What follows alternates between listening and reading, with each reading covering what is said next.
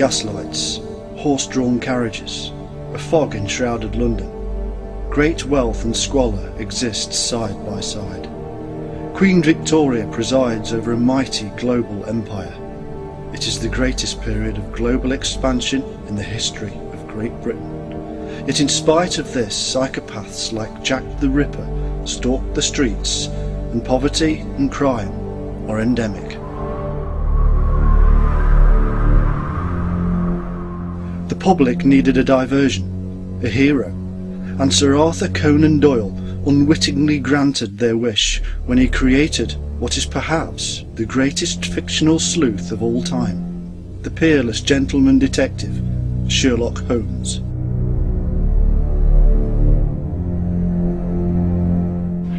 This gentleman is Mr. Sherlock Holmes. How do you do? I was studying the faces of our fellow passengers. Fascinating hobby, and sometimes most enlightening. Doyle wove his literary magic, and his fictional characters took on a life of their own.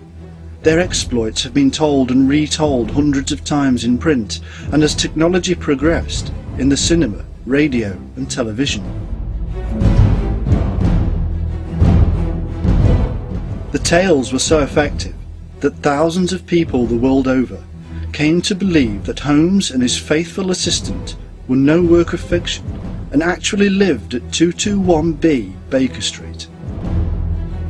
So much so that letters to Holmes still arrive by the hundred at this address. The world of Sherlock Holmes was one of continual change and hope, yet simultaneously filled with threats of fear, drudgery, disease and hunger.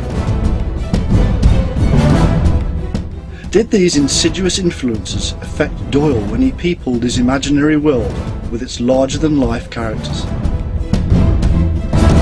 His creation, Holmes, has become better known than his creator.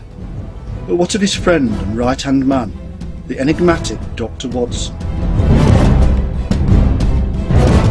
Why did Conan Doyle think his ultra-efficient amateur sleuth would need an assistant? What was the reality behind this rather unassuming and neglected man? Who was he? Where did he come from? And why was he so vital to the way in which Holmes operated?